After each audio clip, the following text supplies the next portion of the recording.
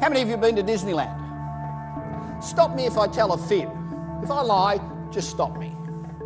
You tell your kids 3 weeks before that you're going to go to Disneyland, and they go, oh, wow, fantastic, how many more sleeps? You say, 20 more sleeps. Now, they're excited, aren't they?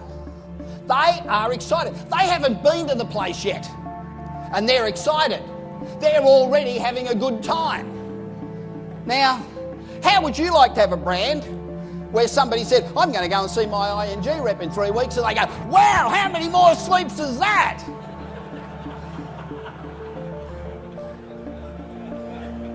Why isn't it happening? If you pick up this morning's paper or watch most ads on television or listen to the drivel they throw at you on radio, there's very little emotional connection. And I think the people who do emotional connections win.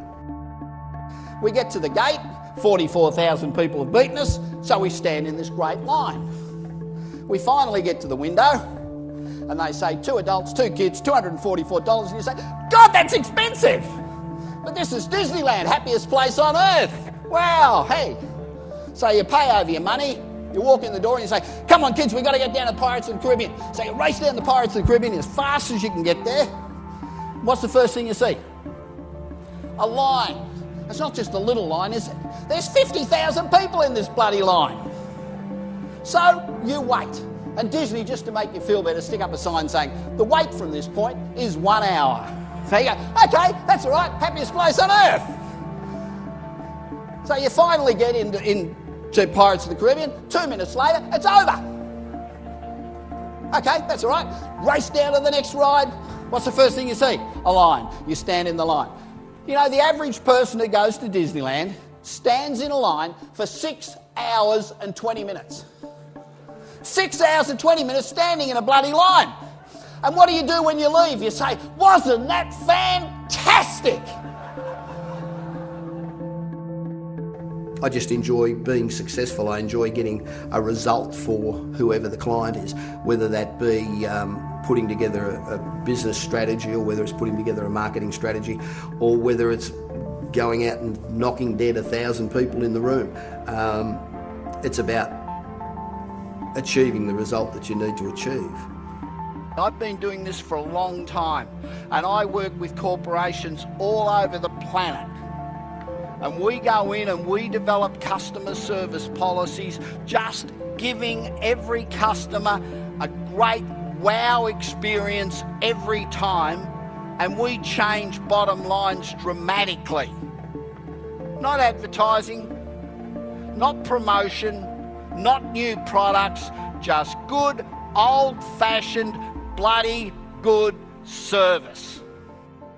I do work pretty much across the board. On one end of the scale, I do work with people like Microsoft up in Silicon Valley, where they have corporations that they put money into and develop, and I'll go and advise them on how they can move forward.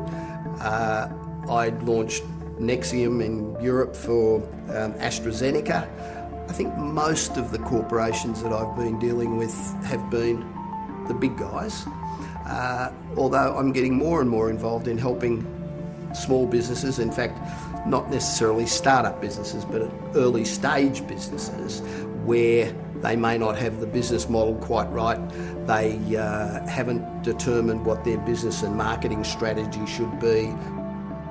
Bob Pritchard has helped people like companies like American Express, Coca-Cola, to realise business potential. And you've worked with some huge companies, boards of directors, help some big names. What is it that they can get from you that they can't get from all their other people? I think the difference is that once you work in a company, that you become channeled into their corporate culture, if you like. So you tend not to think outside the box. You tend not to think about what other companies are doing. And so you don't keep up with the trends. You tend to do... If you're the marketing director of Coca-Cola and you put something up and they say no, and then you put something else up and they say no, sooner or later you only suggest what you know the company's going to buy. Where somebody like me comes in and says, you've got to do this, and they go, wow, how fantastic's that? because I speak on platforms all over the world and because I get the good quality jobs. I think I've got 90 Fortune 500 companies that I've spoken to. You get to share the platform with all the best people in the world. And, you know, I'll go along and listen to 10 speakers at a job where I'm one of them, and you learn a hell of a lot, which enables you to then take that back to clients. One of the most interesting things I saw or heard was when Mark Cliff says, you know, boom and busts are driven by emotion. That's what he said. Boom and busts are driven by emotion. God, if boom and bust, the future of the world's driven by emotion, why aren't we using more of it? Why don't I pick up an ING brochure and go, wow, that's what I'm about? Why don't I feel this great emotional drive? Because that's what's going to get people involved. I'm not in the motivation business. People often say to me, you're a motivational speaker. I'm not a motivational speaker at all.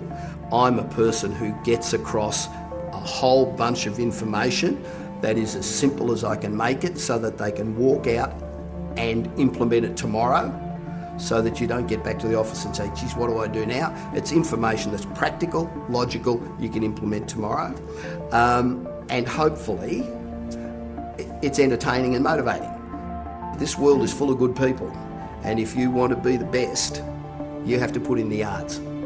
And there's no shortcut to success.